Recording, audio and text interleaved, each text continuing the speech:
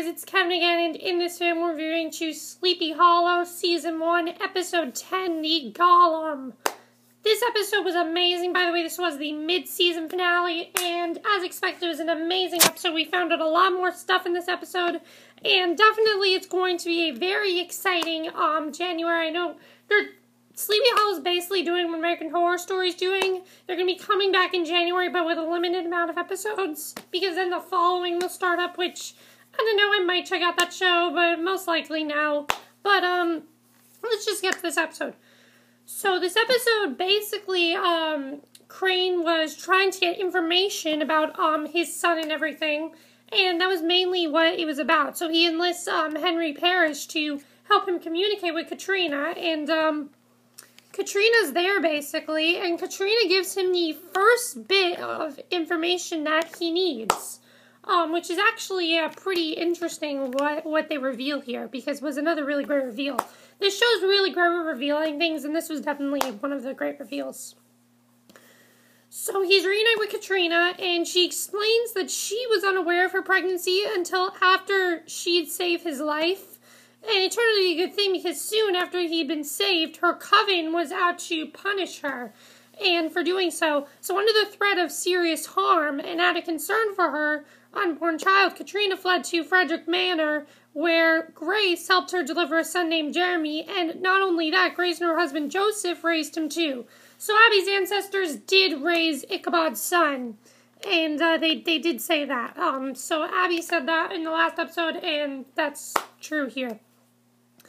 So basically from here, the whole thing is what else happened to his son. When we know what happened to Katrina, we know that Katrina basically went to purgatory, and that's what happened to Katrina. But pretty much after this, because Ichabod's son was only a boy, it was realized that he had inherited some of Katrina's powers. And apparently the mere sound of his cries could light fires, and unfortunately Grace and Joseph actually died in one of the fires he caused, so that was pretty big when we find that out. And then we didn't find out the rest of the piece of information until later, and the only other thing we learned to the realm was that Katrina was terrible at making stuffed animals.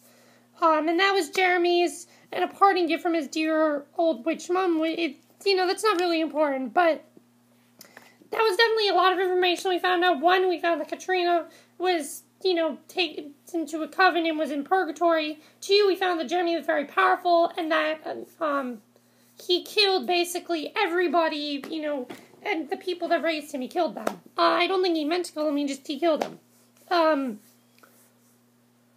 So, pretty much here, once back from his cross-realm journey, they hit up the local historical society, where they not only unearthed the unformated information of the fate of Jeremy, but also encountered a witch. Upon initial interactions, they did not realize this. Basically, Henry was able to discern from the object the rest of Jeremy's past after his guardians were killed. Jeremy was sent to a house for orphans by a horrid priest who abused Jeremy, until one day, when a drop of Jeremy's blood landed on a stuffed animal, it summoned this chubby-fingered golem whose sole task was to protect the boy, and that's how the golem started, though.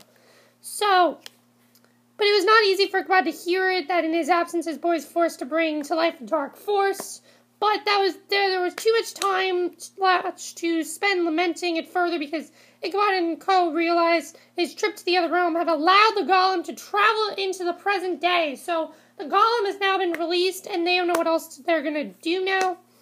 And basically what we find out is that that golem that they're looking for is all the way back at a carnival. They have to go all the way to this carnival, basically. And it gets pretty crazy from here. So the golem's getting revenge, basically, on everyone who harmed Jeremy. He'd gone after them in any other case. Ichabod surely wouldn't have minded a little help taking them out. So they go up to the carnival, and this is probably the creepiest scene we've ever had in Sleepy Hollow history, because this scene was legitimately creepy. So he sees these witches, basically, witches of Beast End, get it? Witches of East End, witches of Beast End. It was a great, traumatizing choice, and so basically the witches told him that they had a one-pointed offer to help Jeremy control his golem, but he refused, and he chose to be alone with the Golem, and then we get the biggest reveal of them all. And I really love this. Basically, the creature was his only means of defense, and once Jeremy rejected the witches, they decided to eliminate both him and his Golem. They sent the Golem to purgatory, and Jeremy was put under a hex to stop his heart. So they murdered his son. Ichabod's son is dead, and that's a pretty big reveal. What happened here was definitely, that was huge. I did not expect that at all. I expected Jeremy to be alive and for him to help Jeremy and help him out and everything. I did not expect him to die. I didn't expect for him to, had died and then have him find that out. That's definitely something that a parent does not want to find out, that their child died and they didn't even know. So eventually the Golem finally shows up. He quickly killed the Coven and almost kills Crane and Abbie, but Crane stabbed it just in time because there was a piece of mirror that had his blood on it. Because if you remember, the only thing that could stop was Jeremy's blood could stop the Golem. Since Ichabod is his dad, though, he's a blood relative. So his blood got on a glass. He just stabs the Golem. And then I love this next scene. I absolutely love where this next scene went. Before he did, he made peace with the creature, and this was great. He thanked him for watching over Jeremy and even tried to get it to stand down. He says, "I owe you my life," and in the end, the Golem could not conceive the idea of letting go enough to stop his rampage. And what he truly loved is that even after Ichabod delivered the fatal blow, he knelt by it and comforted the creature, and he says, "You've endured enough pain, endured no more, be at peace." And it's actually kind of sad, because if you think about it, this monster, wasn't not bad. It wasn't at peace because of what happened with the Coven. So that's the reason why. So that was definitely a great scene. Now that could have been the end of the episode, but no, this is Sleepy Hollow we're talking about. This was not the end of the episode. Because after this we see Henry takes his train over to, and Ichabod has this encounter with Moloch in the other realm.